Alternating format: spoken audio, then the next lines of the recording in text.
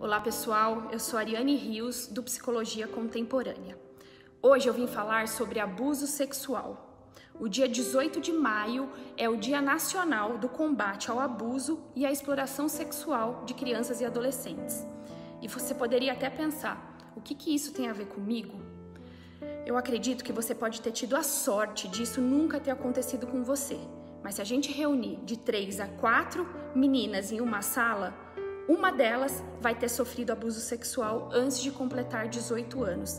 Infelizmente, esses são os dados no nosso país. Então, isso sim tem a ver com todos e todas nós. Eu poderia abordar esse tema falando sobre toda a minha trajetória como psicóloga, porque desde o meu primeiro trabalho como psicóloga em uma ONG lá no Jardim Itatinga, em Campinas, que é considerada a maior zona confinada de prostituição da América Latina, eu atendi casos assim. Poderia dizer de um caso que me marcou especialmente, quando eu atendi uma adolescente que me revelou o abuso que ela sofria praticado pelo padrasto. A história tinha detalhes, toda uma dinâmica em que a cena acontecia. Todas as vezes em que a mãe dela saía para trabalhar, o abuso acontecia. Ou às vezes até no meio da noite. Aquilo se tornou um ritual, quase uma rotina na vida dela. Eu poderia dizer de um caso que eu atendi, por exemplo, como psicóloga na Defensoria Pública do Estado de São Paulo, em que uma adolescente teve 2 filhos de seu padrasto. Sim, você ouviu bem. Ela teve 2 filhos confirmados pelo resultado de exame de DNA, ao qual eu entreguei em mãos, ao vivo e a cores, para a adolescente acompanhada de sua mãe. Evidentemente que o pai das crianças e autor da violência não compareceu por atendimento. Ele ficou desaparecido até onde eu pude acompanhar esse caso.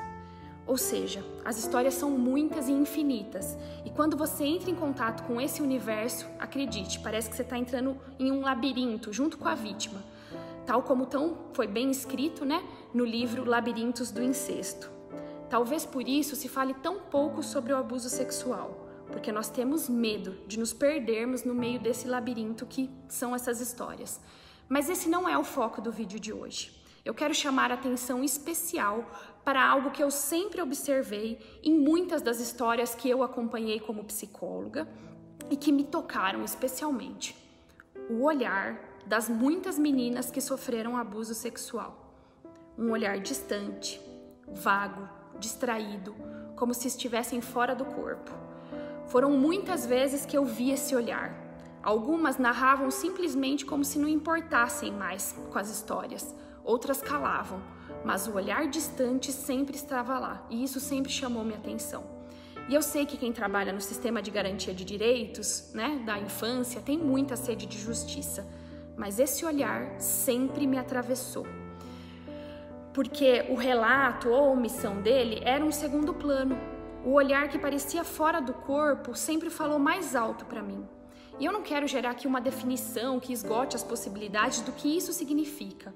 Eu só quero dizer que ele pode significar muitas coisas, até mesmo um mecanismo de defesa, de sobrevivência a uma situação que é traumática.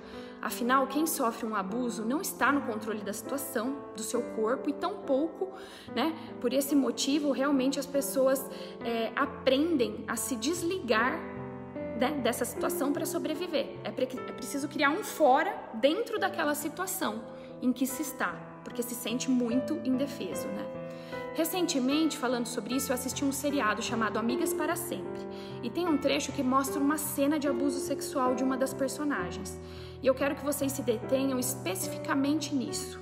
Eles conseguiram reproduzir muito bem esse olhar em uma cena. Todo o desamparo que ele significa e como ele significa um refúgio do corpo no olhar distante.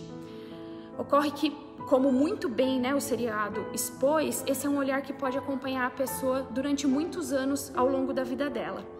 A gente pode enxergar esse olhar em mulheres talvez ainda hoje. Então eu encerro esse vídeo de hoje dizendo que diante de uma mulher que sofreu violência, ouça mais que as suas palavras. O corpo é templo. Portanto, enxergue o corpo e a história que ele carrega. A cura é pela fala, mas certamente, nesses casos, ela passa pelo corpo.